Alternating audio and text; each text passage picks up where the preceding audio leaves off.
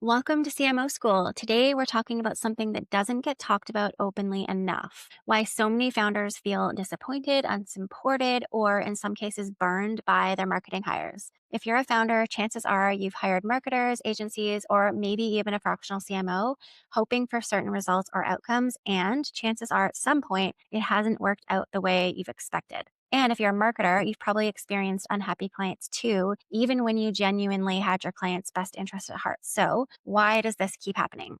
That's what we're unpacking today. My guest today is Heather Chauvin, who is a leadership coach who works with women navigating big lives and big businesses. Before that, she started her career as a social worker, which means she has a deep understanding of human behavior, emotional dynamics, and capacity, all of which show up very clearly in how founders lead and build teams. She's also built and scaled her own businesses over many years, so she's been on the hiring side of marketing time and time again. In this conversation, we're going to be talking about what founders actually need from marketers and fractional CMOs, emotionally, energetically, strategically, and hearing directly from Heather in the founder seat about what's worked, what hasn't, and where these relationships tend to break down. So, if you've ever wondered what your clients are really thinking, what they're actually hoping for when they hire marketing support, and how you can show up as a stronger strategic partner, this conversation will give you a rare and honest look from the other side of the table. Heather, I'm so excited to have you. Welcome to CMO School. This is one of my favorite topics. So, Jess, I'm so excited for us to connecting. Thank Yeah, you. me too. So, I'd love to give people just a little bit of background on you. Mhm. So, maybe you can share a little bit about your path as a founder and how your business has evolved over the years. Yeah. It's really interesting to hear the introduction because, who I am today, I look back to where I started and number one, I didn't even know what a founder was. I had no intention of starting a business. I do what I do because I wanted to make an impact, which is Mm-hmm. typically what most women want, right? It's a feeling we're after. We want to help people, we want to nurture them, we want to make an impact in the world, and we want to do it in alignment with how we want to feel because we're after the freedom. But oftentimes we get really stuck in what that actually is. And so, pulling back the curtains a little bit, motherhood was my first aha moment into what I called not this, like a not this moment where I didn't prepare for motherhood. It was gifted to me very early on in my life. It was like 8 weeks before my 19th birthday when I became a mother, and I just remember looking at my son thinking, "I don't wanna become a statistic." But because I had that, I don't know, that desire, what actually happened is I swung so far to the overachiever Mm, and I started doing everything that I thought was required in order to be successful. And I'm using air quotes. And that overachieverness, even though internally I was like, not this, the little secret whispers, we all know what that is. I started asking people, especially women externally, for support. And the feedback I was getting was not in alignment with what I wanted to receive. The feedback I was getting is like, suck it up, buttercup, this is life. mm, And the strong primal desire to not fail as a mother was so strong inside of me, that fear of failure. And then doing the checkboxy thing. So mm-hmm. I went to school, became a social worker, got the pinnacle social work job. I'm making an impact. Yes, I feel so good. This is amazing. Then I start asking myself, well, how do you make money doing this? Like, I can't, this is not a living wage. And I also didn't realize at that time that I was ambitious, that I did have an Mm-hmm. entrepreneurial mindset and identity. So I just kept, following what I call the breadcrumbs. And I started a business. I went down the rabbit hole of a funnel, air quotes, back in the day. This would literally, gosh, years ago, hired my first OG coach. funnel. Yes, yes. I hired my first coach, created a digital product, sold 0 of the digital product because I had nobody to sell it to. And I thought, create the product, it's going to sell itself somehow magically because, bro marketing. And, anyways, all the things. But that desire to make an impact inside of me just kept growing and growing and growing. So Yeah. you could imagine over the years, I have hired a lot of support. outsourcing a lot of what I would call my confidence or my resistance, Mm, learning a lot about relationships, learning a lot about trusting people, learning a lot about forcing people to show you their value, leadership, team management, mhm, and also hearing horror stories from people that I have hired about how they've been treated on other teams. So, mhm. yeah, a lot of experience and, Yeah. now we are where we are. I love all that. Yeah. And I know we've talked about this before and I'm excited to like dig into all that because you really have seen it all. So Yeah. I'd love to talk about as your business has grown over the years, how did marketing start to show up for you as a need and like what did that look like? How did you know, okay, I need marketing support? And how did you make the decision around what kind of support to hire? Because you, like most of our clients, don't have a marketing background. So I think that can be really hard as a founder to come into the marketing world and hear a bunch of Mhm. online lingo and marketing buzzwords and sort of wave through it and try to understand what does this mean and what do I need? I didn't even know it was marketing, but when I look back, I remember one of the first coaches I had, she was considered a branding coach, but she talked about finding your purpose, and I was very attracted to, like, purpose because it was impact Mm, driven, and she's like, "You need to do a summit." mm, And I'm like because I needed lead generation, and I didn't know what that was, but I remember she's like, "You need to hire this person." And this was a very good coach that I had, and she was, "You need to do this. You need to do this." And just encouraging. Of course, she's like, "You have the last say." First of all, I hired I don't even know if she was back then, a VA who did summits, like did all the logistical things. I did not understand that that was actually hiring somebody for marketing support. That mhm. woman still works with me today. That's amazing. I love That to hear was that. Yes, that was I wanna say 10 years ago, but I actually think it was more than that. Mm, So, when I think about that, I mean, that's a whole relationship conversation that we will have, but when I look back, I never anytime I've had to hire marketing support, I have so much resistance around it because it feels like a mm. Wild West to me. Yes. And it is not my area of expertise per se. I do have enough under my belt from my experience to Mhm. ask questions and interview people. So it's like, okay, how's that going to make me money? How's that going to make the company money? How? So I love to have an interview, right? To ask those Mhm. questions. But a lot of my clients who need marketing support don't realize that they're not even marketing. Mhm. And that is a huge challenge when it comes to especially female-led businesses that wanna make an impact in the world is, like, you're not even doing any marketing or sales. No wonder why you feel like there's no visibility around this, but I don't enjoy it. I like creative ideas, but I have a lot of resistance around it still to this day. I wanna vomit in my mouth a little bit. Hey, let's dig into that. Like, so you said you have some resistance around hiring marketing. What Mhm. do you think comes up for you when you think about hiring marketing? I have trust issues. Yeah.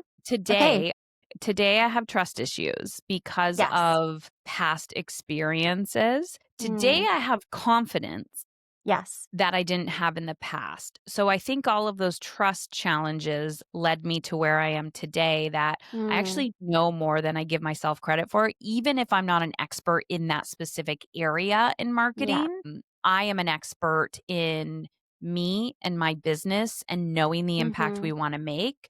But part of it is just like, it almost so I've been married for 20 years and I or in a relationship for 20 years and I'm using this as a side because this feels like dating Mm. and it's exhausting. And I hear Yes. my friends that are like, "Oh my god, I'm doing this again." And I'm like, I kind of feel like that, when you're hiring Mm. team, especially I'm saying especially marketing, but it can be in other areas too. I'm like, god, the amount of time and energy. How can I just close this gap? How do we get the result quicker? Yeah.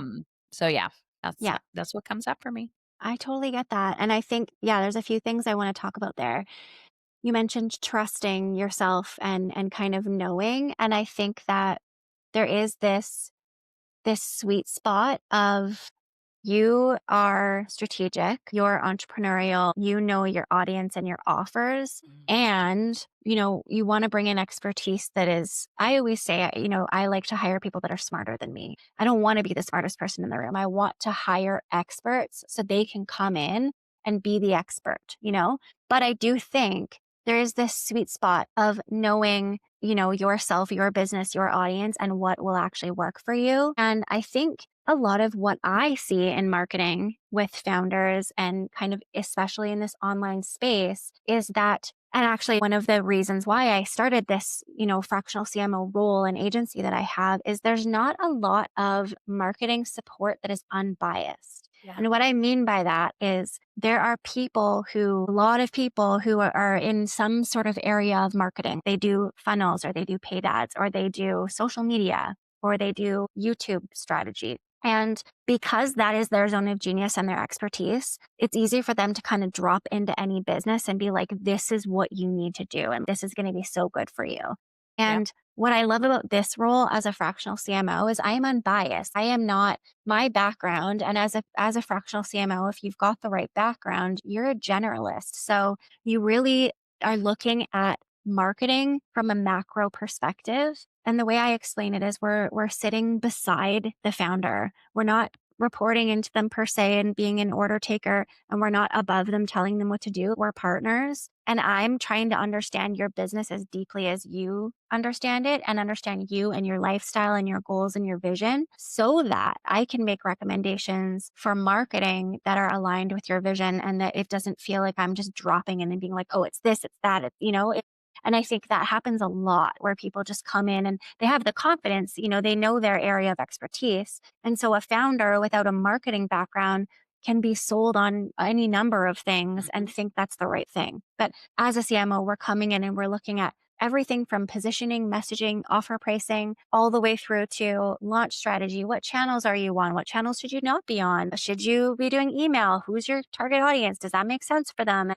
We can come at it from the perspective of let's figure out your and make sure you're doing the right things for you and for your business and your vision. So we're not building something that actually is awful and you don't like, or that is the wrong thing for the results you want. And then we bring in, the people that help do the things or help Love. your team actually bring it to life. So I can completely understand the trust piece because I see that a lot, unfortunately. Yeah. And there's a few things that came up when you were talking is cash. I think Hmm. founders are often worried about cash or like beyond the trust, it's our little baby you're trying to pry out of our hands, or you have ideas on what should occur. And it's learning when to let go as a founder, when to surrender and let go versus when to really take a stand for something you believe in. And I've done Hmm. both where I've let go and surrendered and I'm like, trust the process, trust the process. But then intuitively, I know the difference now between trust the process and this is not aligned. And so Totally. there's so much intuition that is required from a founder's perspective, which is a relationship and leadership issue. And what I often see, and what I found this on my team a little bit, but I do see this a lot with my clients, is whether you're blaming your partner, your child, or a team member or a CMO, it's like they. And I'm like, but what part are you taking in this relationship, in this responsibility? Hmm. And, any CMO or marketing expert that is watch or listening to this thinking, okay, I get it. I've been in those PTSD relationships where you're like, I don't want to do that again. But I'm telling you right now, if you find somebody who has deep interpersonal skills and self awareness, I Hmm. do think there's a lot of education that is required from the CE to say, Hmm. listen, let's be honest and Yeah. realistic about the journey here and what is going to happen. And I haven't had a lot of marketing people set up that expectation. They're like, all right, let's go. Let's make you money. They're doing this hype. And at the Yeah. beginning, you kind of believe that. And then after Hmm. you're like, I have trust issues, but I do respect when somebody comes in and they're like, this is the phasing. This is what's going to happen. This is how we're going to work and co create together. This is my expectation of who you need to be in order for us to work in alignment together. I'm not, your dump and run person. And I do think it is a intimate relationship that you're it's gonna force you to grow. Yeah, absolutely. And something that not a lot of marketers will say out loud is that results aren't guaranteed. We cannot guarantee revenue. And Right. I don't care what anybody says. If somebody says that, they're lying. There's obviously, if you're experienced and you're specialized in a certain area, there gets to be this kind of rinse repeat predictable thing that can happen. Mhm. But I think that there is big disconnect. And that is really the root of a lot of kind of unhappiness, is exactly what you said, is the hype up of like, let's go. Yeah, let's make you money and get results. And yes, that's what we want to do. As a CMO, when I'm training other CMOs, that is always at the forefront of my mind. And I think about marketing. I'm the business owner, like it's my business and my money. And would I be happy with these results? Would I spend that money? But at the same time, there is nobody at all in marketing that can come into any business. I don't care if it's Alex Hermosi, anybody, no one that can come in and tell you exactly what to do Yeah. step by step to guarantee the result you want. It's just not possible. But I think that there's so many other benefits to having a marketing expert in your corner that people, marketers, are not great at articulating. Mm. So, for example, I will probably be able to get you to your results faster than you are because I have a marketing background. And I can think about so many instances where I've come into companies and saved them from like so much spend mistakes, wasted time. I was literally just writing some social content on this, and I'll give you a few examples. One of our clients at the start of last year was doing a website redesign project, which was needed. But because she's not a marketing background, she just about signed a $30,000 contract with an agency for about a quarter of the scope that she actually needed. So she would have gone down that road and then found out that at the end of the project, she either didn't have what she needed or she needed to spend like 4 times the amount. Yeah. Then I had another client who was super successful in a really high growth phase and about to start with a paid ads agency, just about to sign a retainer contract that they would have been roped into for 4+ months. It would have been probably about $60,000 in retainer plus ad spend and all of the things. And they didn't even have anything that was ad ready. So there's so many instances that where if you have a marketing, it's like if you had a marketing best friend that you could just call and be like, "Hey, can I gut check this with you? Is this the right thing to do?" That's a lot of the value that we can provide, or being like, "Okay, no, don't hire that person." Or actually, you're right. Your instinct here that this person isn't doing a good job or you're overpaying, you're right. Or no, actually, you're wrong. That is a really reasonable rate. And it's like having that expertise, Mhm. you avoid so many mistakes. You understand, you have that person again, who's, I have compared it in the past to insurance in a way on your marketing. You have this person, they have your best interest at heart and they're going to be advising you because they've got the background and the context. Yeah. And then when it comes to everything and anything you're doing in marketing, same thing. Our team came into a client last year who was looking to grow, and his team was really small and he only had one person doing marketing. And it really came down to the fact that they were doing too many things. So Mm. they were on a million channels. They were stretched so thin. So what they were doing was not driving any results. So we cut like 80% of the marketing activities they were doing, and they had their biggest launch of the year. And then they passed their previous year's revenue at month 5, Yeah. all just because they were focused on the right things. Yeah. And again, none of this is guaranteed, but it can fast track getting you to where you want to go. So, yeah, I think it's so interesting because I think marketers sometimes can be scared to set that context and to reveal the big secret that we've all been hiding, that we don't actually know Yeah. exactly what needs to be done to reach your goal.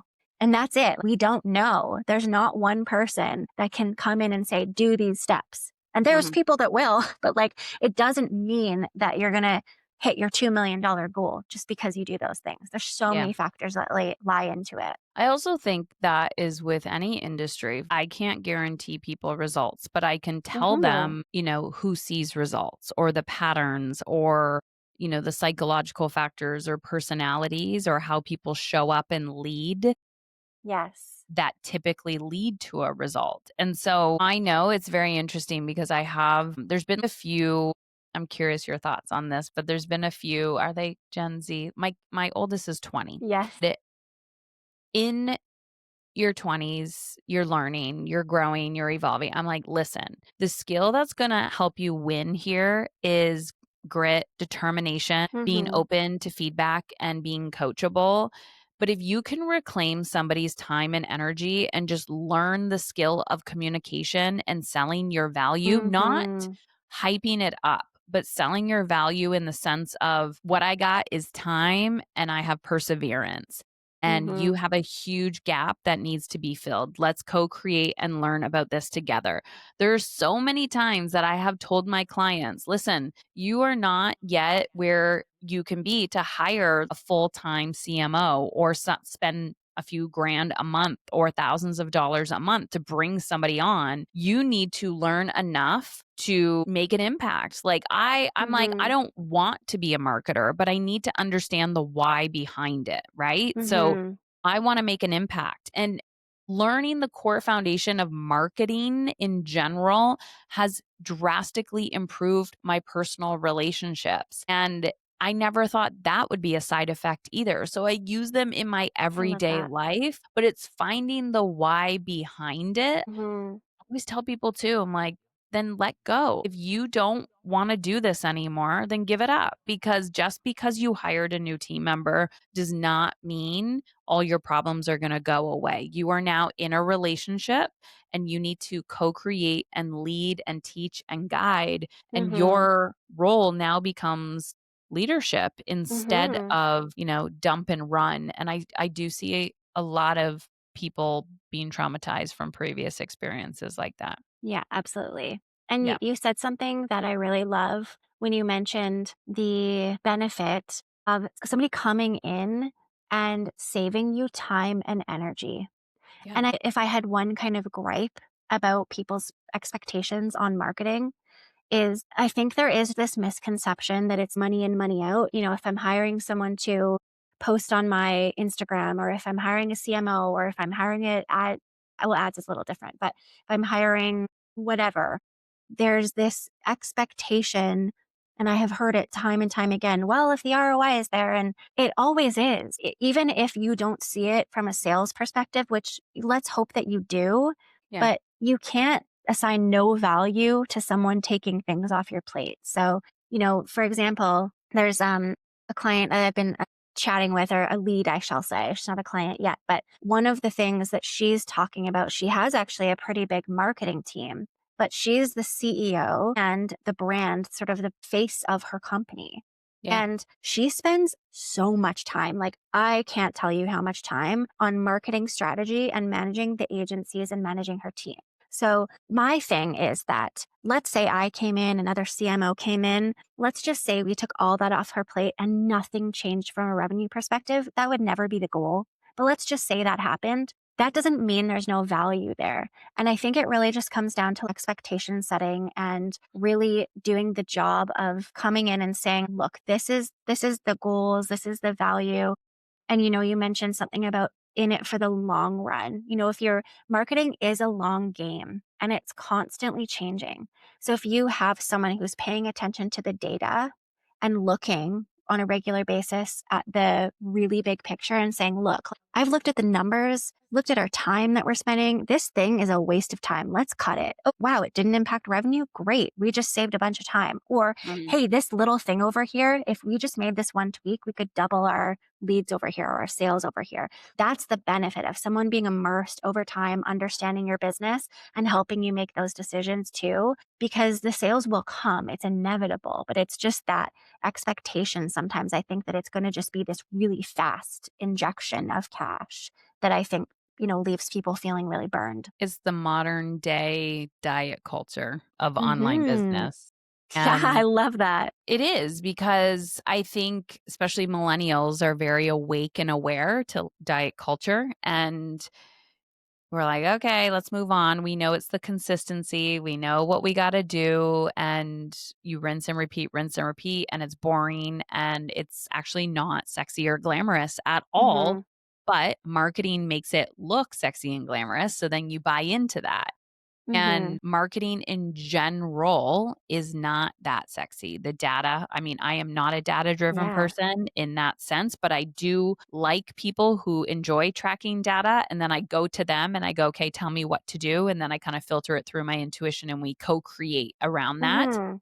But that has been a skill for me because I could be, I built my business on grit, determination until the market changes and that's not going to work for you anymore. And you have Yeah. to be very, very clear that what has worked in the past will not work in the future. And that is too one thing that I observe with a lot of people because I talk a lot about being emotionally uncomfortable and emotional intelligence and relationship skills and feeling alive and energized. If you are not living a life, reclaiming your time and your energy and being well resourced, you cannot operate in a state of burnout and go, go, go, go, go. Because one day Mhm. something will happen. The Yeah. market might shift. 2020 is going to happen. A child gets sick. You have a death in the family. Your health takes a toll. You stub your freaking toe. Okay. Something small, something big, Yeah. the weather changes, your power goes out, and you don't realize how much you're carrying and holding on to, and that's the thing that Mhm. takes you out. And so I Yeah. tell people all the time,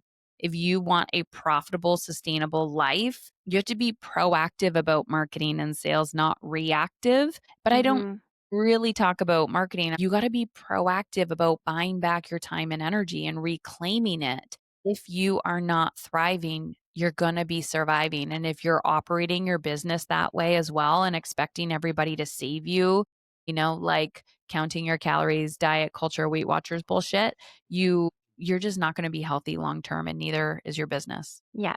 Absolutely. I Yeah. love that diet culture piece because it's so so true.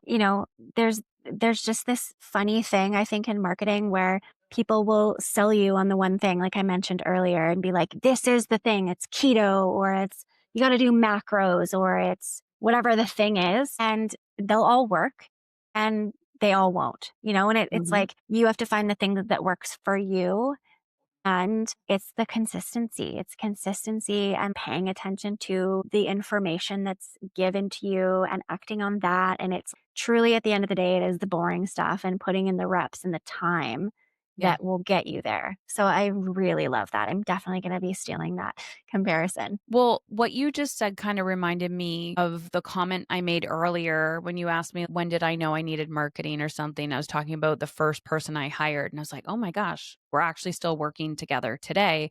First So of all, I cool. was I was absolutely terrified to hire her back then. And now I know why I was because it was not the investment. She was a get shit done project manager person. Mm. And she is so black and white. I could literally be in fetal position, sick as a dog, and she's like, "Your Asana tasks are not complete." I love it. Now I love it because she holds me accountable, but also I'm like, it's not where I get my value. I go, "Okay, cool. They're gonna get done tomorrow because today I'm not, you know, feeling good and we still have a gap, we still have time." But back then I was like, "Oh my god, oh my god." She was like a coach for me. She was a challenger. And I think Mm, if you have a really good marketing person on your team, they have the expertise, but there's that human relationship as well of they hold you accountable. There's accountability in there. There's systematic processes. So many founders would probably identify being on the spectrum somewhere or say they have something or whatever it is. Or every time I am on a call with a founder or on a webinar and they have a team member, they're like, oh, there they go again. They're getting off the beaten path. Sometimes we yeah. need to be contained a little bit. We have Mhm. that creativity, we have that visionary spark and spirit. You do need people in your life to hold you in a little, not everybody's going to do that, but they're going to hold you accountable to a strategy. And then when you want Mhm. to blow up the strategy, that's the self reflection of, am I doing this because I'm sabotaging, or is this just not in alignment, or is it not working? So it's a Yeah. relationship. Marketing itself is a relationship, and the Mhm. team you hire is a relationship, and it's gonna be personal growth on steroids because it's gonna bring up all your Yeah. relationship stuff. Totally. And I love that because that's exactly how I think about working with clients and what I do as well. when I mentioned that partnership thing of us sitting beside each other, I really see that as I can be your voice of reason. I'm going to come in with the marketing lens and I'm going to look at everything and tell you, here's what I think we should do to meet your goals that also fits the life you want to build. And if at some point in time you have a different idea, because you probably will, because often founders are visionary, and what I can do and what I can be for you is that voice of reason. Does this fit within the bigger picture? Yes or no?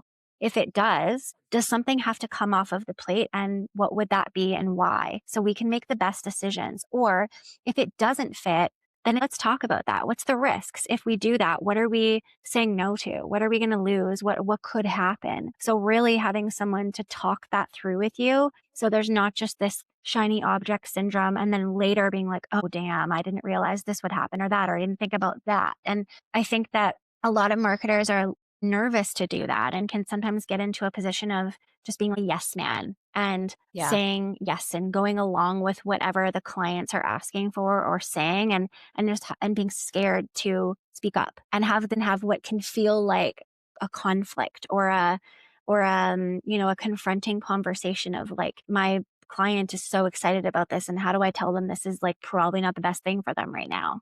And it can be hard, but I really think that that is what makes a good partnership, and a good strategist is someone who's not afraid to hurt your feelings, and they're going to say, look, like, I know you, I know your business, I know what you're trying to do, and I love that you have this idea, but this is all the reasons why I don't recommend it. And I'm not going to be worried about you being mad at me, because this is business and I'm coming from, having your best interest at heart. And then being able to have that conversation too. There's been instances Yeah. where a client's like, yeah, you know what? I know it's off strategy and it's not really aligned with all this, but I want to do it because of impact or XYZ. And it's like, okay, let's make it work. What do we have to do that? And then kind of still hit some stuff over here.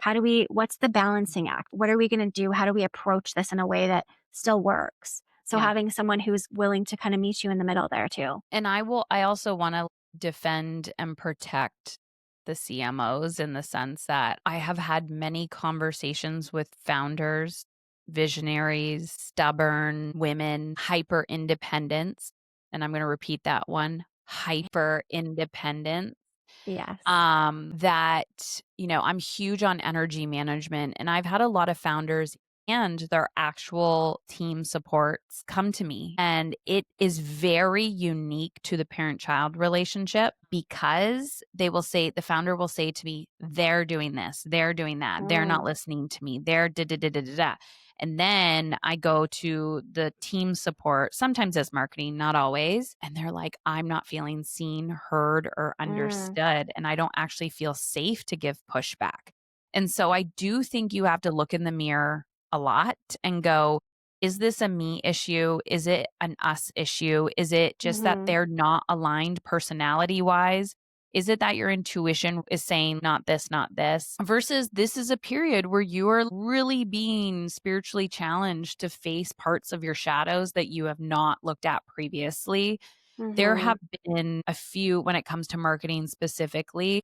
There's one individual too. Marketing has only, my reveal. I would say I don't have a lot of relationship challenges. To be honest, I don't have a lot of relationship challenges in my personal life. Even professionally, I have released people, let them go, and we still talk. I haven't burnt many bridges in my life when it comes to relationships. But the only people I have had a very difficult time has been marketing. interesting. And I can see based on what you're saying, but I can tell you with certainty it's because I didn't trust myself that I knew anything, Mm, and I outsourced my confidence. mm-hmm, And I was being sold a dream and a little bit of a hype lie, and mm-hmm, that's what does not still sit well with me, which is brings me to from a founder's perspective, why I think it's so important to do the inner work on yourself, especially as a mm-hmm, CMO. When you're in an industry where I'm not going to say you're going to be bullied a little bit, but when people have very high expectations of your role, you need to have a deep sense of self and identity and embodiment of your power to be able mm-hmm, to use your voice to say, this is it. These are my standards. This is how much I charge. This is how you're going to get an ROI. And that can perceive to be sales skills. And someone might go, I don't want to be visible. I just want to be an integrator behind the scenes or da da da. And I'm like, these are not marketing skills. These are human skills. Mhm. You speaking up, using your voice, saying, you know what? I do have a lot of value. And if you don't know what your value is, I want you to think about it. Just pen and paper and think about, how have I created more time and space in this person's life? Not even the money and the ROI and the revenue, but you as a Mhm. human, your personality, or how you show up and hold space. I have had people on my team that, you have the quiet one. I'm like, wow, like you hold space beautifully. That is priceless. Mhm. I'm a challenger for a lot of people. So they know I can hold beautiful space, but I can also say, who do you want me to be for you? Do you want me to challenge you on this, or do you just want me to give you a hug? Mhm. But most people won't come to me unless they want to be challenged. And I think your personality and how you show up in the world has so much value. And don't ever underestimate that in your role as a Mhm. CMO. Yeah, I think you're so right. And it's something that I've been thinking about a lot this year. I actually did a post about it a few months ago and it kind of went baby viral on LinkedIn. And it was after a conversation and experience I had with a client where, revenue and ROI was just not where they wanted it to be.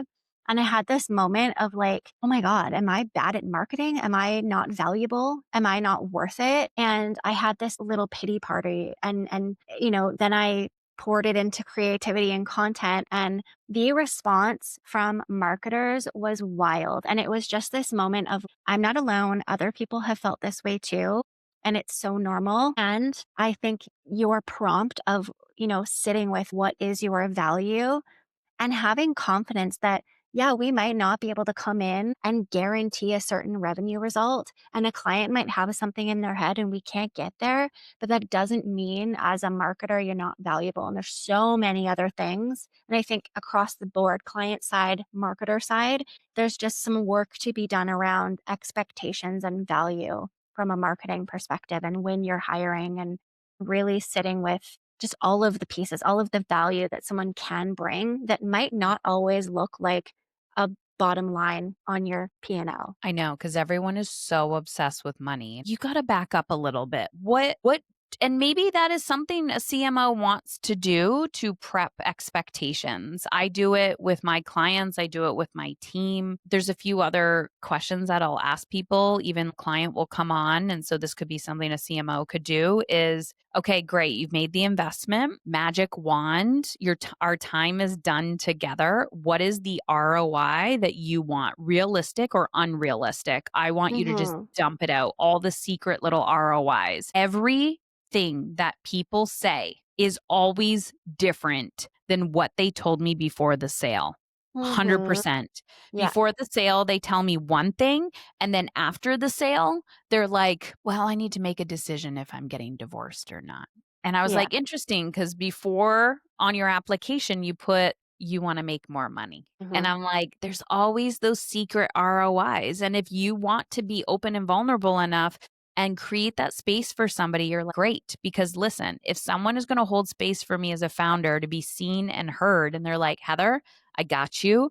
We're going to go on a bumpy ride together, but I want you to know that I'm available. And I actually Mhm. have somebody on my team specifically that, I'll do a little frantic brain dump. And she goes, I love when you send me these. And it really helps me. And she also has really, really good boundaries. And I don't always expect a reply, but constantly I will go back to the team as well. And I will say, wouldn't it be nice if, and every department, I don't think of the person, but I will think of the department. So it might be marketing department. And I'll be like, wouldn't it be nice if, our wait list was just overflowing? Wouldn't it be nice if we hit our lead goal every month? Wouldn't it be nice if blah, blah, blah, blah, blah?